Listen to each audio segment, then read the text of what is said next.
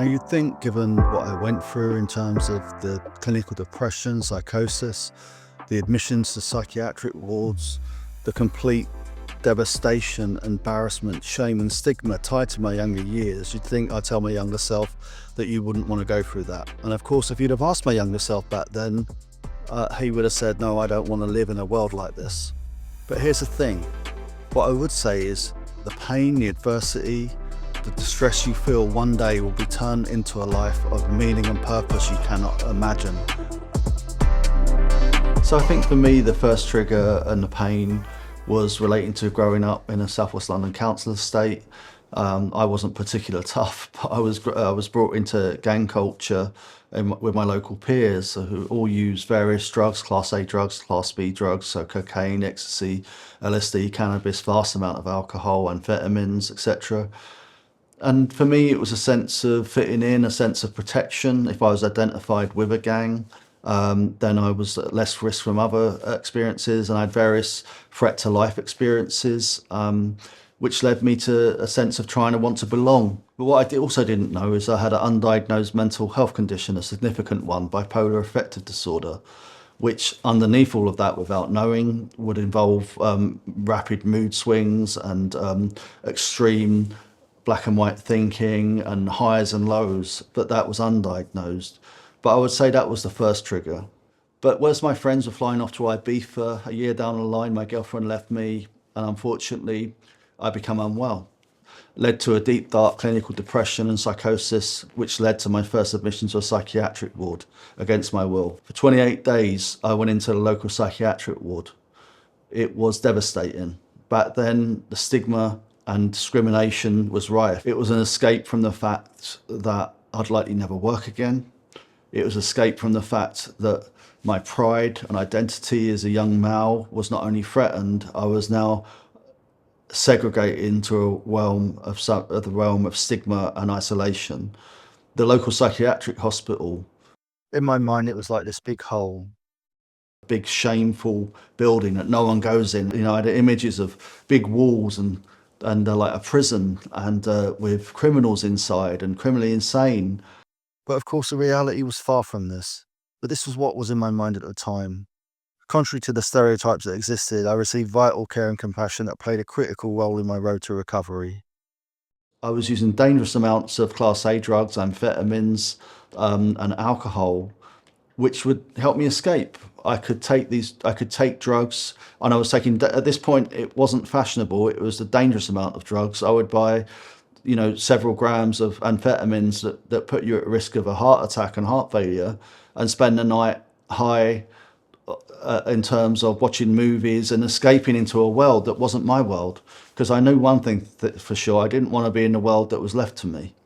So taking drugs was a way of making the most of my last days, and I didn't actually see me getting through this. I saw this is my last dance, as it were.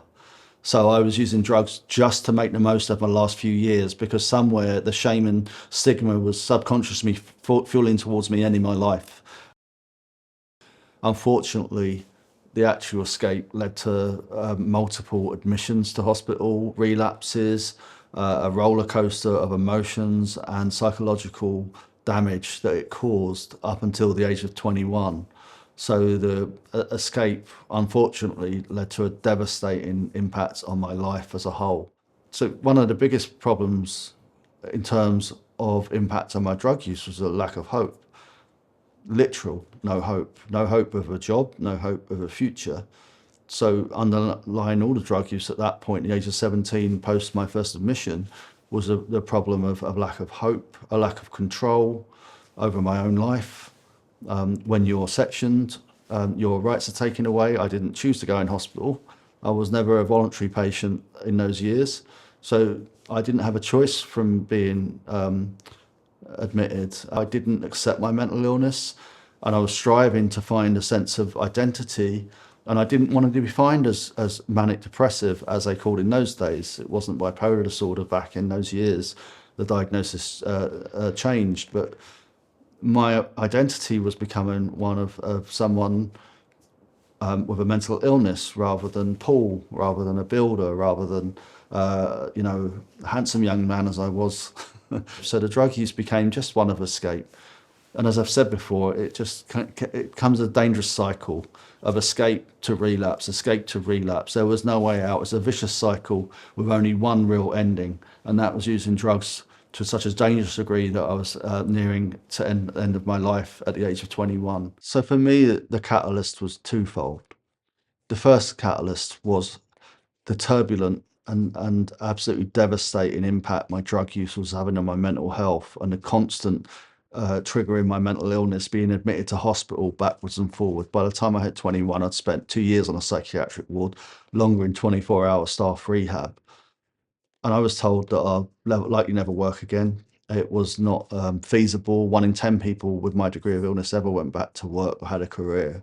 So for me, the catalyst was one of fear and desperation of not wanting to suffer so much as I was, but also a magic moment, a moment of grace, because I had the opportunity to go along and meet with a drug counselling agency, actually to receive help, because I wanted help. I didn't want to start using drugs again because I'd had enough of the torturous experiences and the psychological distress. Steve, the manager of the agency, basically said, "Would you like to work with us? We can train you up. You can work in this agency." Now, I've been told by several medical professionals I'll never work again. This guy's going to let me loose on the public, train me as a therapist. So I found suddenly a moment that I could redefine my experiences, because by training as a drug and alcohol counsellor, working with young people on the streets where I grew up, where all my problems began, I thought, I'm going to be able to stop people going through what I went through. I'm going to be able to work with gangs and try to change their lives from the outset, to get them out of that limited world that they were stuck in, of this is my world. And I'll be able to go in there, try to inspire them, give them hope, try and get them off the streets, back into education, or back into a life of meaning, so they didn't have to go through what I did. And of course, that sparked a desire and passion in me I couldn't have quantified. And I stopped using drugs completely. I used alcohol as any other young adult would, but I knew I couldn't work in this business and use drugs and carry on that lifestyle. It took me days to give up drugs. And it took me days to give up drugs, because suddenly that passion and desire was sparked by a sense of meaning contribution that I can't encapsulate, that's led me subsequently to where I am now in my life. And for the next 8 years, I worked my heart out. I studied hard. By the age of 26, I qualified as a therapist. I had experienced grief counsellors coming to me for advice, because psychology, for some reason, just made sense. I didn't fall out of education when I was younger because I wasn't intelligent or capable. I fell out of education because of circumstance, and it didn't seem like a valuable option right then, given the culture I grew up in. But now I've got an opportunity to re-educate myself. I went back to college. I was doing outreach work, working with young people, going into public and private schools, training hundreds of young people in one audience, and doing role plays and exercises and classroom sessions, really educating them around the dangers of drug use. And suddenly, all of my drug use and mental illness became meaningful. It gave me a purpose. I was good at the job because I knew I'd been there. But helping others, it just gave me a buzz I cannot encapsulate. So it wasn't that hard in the end to give up drugs, because the buzz I got from this was far more significant than any temporary high I could gain. For me, I was actually very fortunate. When I was in hospital in those turbulent and traumatic times, I had my family that never turned their back on me, that would visit me. My sisters, my dad would visit me every day after work. My mum, even though she struggled with her mental health and leaving the house, had come to visit me. I had friends that I thought would have rejected me come and see me, and I was so grateful, because there are others that didn't have that fortune. There were young people on the ward of my age in the same situation, but where family and friends were not so supportive or able to visit, and they were so devastated in the same way as me from shame and stigma and the fluctuations of mental illness. So though the 8 years I spent working in a drugs agency gave me deep intrinsic meaning and purpose, unfortunately there was just one more missing part of the puzzle. Underlying my drug use and multiple relapses was my diagnosis of bipolar affective disorder. I spent all those years subconsciously trying to escape the pain associated with that illness, and unfortunately that led me to rejection of psychiatric diagnosis and treatment. I could blame the drugs for getting sick, but I couldn't say that I was unwell or had, a mental illness. So I was happy blaming the drugs for my relapses. But unfortunately, I did have an underlying condition. And on this occasion, I became unwell one more time, and I couldn't blame the drugs for that.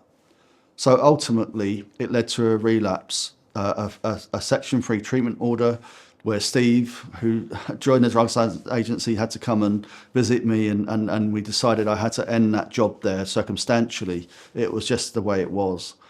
But understand this is really where the pure recovery journey was born for me. So finally, I come to terms with my condition. It didn't take me long to work with the doctors and psychologists to not only take back control of my health, but along with evidence-based treatments and medications, I found balance, I found wellness. And I had one more opportunity in a moment of grace.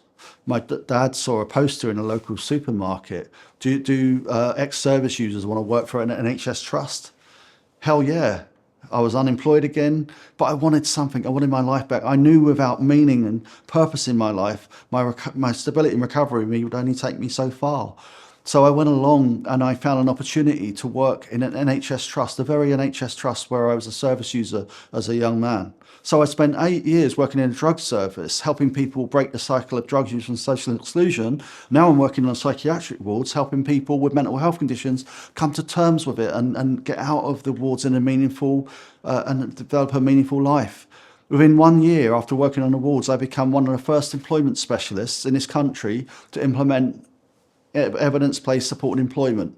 Basically, helping people with mental illness or drug addictions combined, the most complex cases, find meaning through finding a meaningful role in society, a job, a vocation. And one thing I know from all the years I spent in recovery, and I learnt this from the drugs work and working with adults with psychiatric problems, is that meaning and purpose I get from helping others changed everything. So life after a recovery, what does that look like? Well, first of all, for me, it's understanding that recovery is not a finite destination. Recovery is something that I've learned is something that I'll be managing my entire life. Before, in the old days, they used to look for cure, and recovery meant this magic day when everything fixed. But of course, for someone with a severe mental health condition, that day doesn't come. So recovery isn't about cure or treatment. Recovery is living the life you want to live. And when we ask our service users as well, what does recovery mean to them? It's rarely medical treatment or therapy. It's home, job, family, all the things that most people take for granted. And that's what recovery is for me. But of course, for me, recovery primarily was driven by vocation. And how did that play out? Well, basically, my NHS career the last 22 years has been helping people with the most extreme adversity associated with mental illness and addictions rebuild meaningful lives of purpose. And that is when you think about a whole picture. In the old days, in psychiatric services, recovery was orientated around giving someone hope and helping them take back control of their lives. But that final component of recovery was always missing, which is an opportunity to have a life beyond illness, a life of meaning. For me in my career, it's been helping other people find vocation in their life. What else does a job give someone than any other modality of recovery? Financial reward, friendships, relationships, a sense of identity, a sense of purpose. And that's where recovery comes from me. And how does it feel knowing my last 22 years of my career has been helping hundreds of people in my own direct work and my team's many more find that sense of purpose, find a vocational pursuit that gives them a new identity, and a life beyond illness, a life beyond addiction. So how do I maintain my recovery? I have a severe condition still. Fortunately, thanks to medical treatments, that has a little impact on me. But there are still days that I struggle and find it difficult to get out of bed and function. But of course, I have a job to go to. I have structure. I have a reason to get out of bed on those difficult days. I also am very careful that I drink alcohol very rarely when I visit friends or special occasions. Apart from that, I do a lot of fitness training. I do martial arts. I eat good food. take walks in nature, connect with nature quite a lot, practice mindfulness and relaxation. I use acceptance and commitment therapy techniques. I learned to disidentify with the difficult thoughts and feelings and carry on in those days where there are storms. Do I actually get rid of the storms? No, they're still there, but I've learned to ground myself and anchor myself within the storms so that I can keep flowing and keep going, because recovery is a lifelong journey. There is no finish line. And there are traumas I've not even considered yet. It's not an end journey. I've got to be ready for the fact that there are moments of euphoria and pleasure and connection, but there'll be other moments of grief and stress and bereavement. So for me, recovery is a lifelong journey. And it's knowing that grounding underneath all of that somewhere in there, I have a life and purpose and meaning that's not defined by addiction or illness. It's defined by making a difference and contributing to the world. And that's how the hundreds of people I've helped, just having the sense of the amount of people out there that are living meaningful lives because of the work that I've done, I wouldn't change a thing. You'll find out that what you've been through will give you so much faith that it's possible to survive, that faith will be transmitted to the people you work with. You'll look people in the eyes that have lost their way, that have been told they can't amount to anything, and you'll be able to say, no, in your heart, yes, they can, because you went through it. Because one day that experience will change hundreds and hundreds of lives. You'll be standing up in front of audiences telling your story. And why will you be doing that? Because you'll be changing 100, 200, 300 lives at a time. People that use your story, your experiences, to give them hope and inspire them. I'm telling this story and I've only just started to talk internationally. But as long as I live, I will know that all those experiences not only meant something, they will transform into a sense of meaning and purpose that is just immeasurable.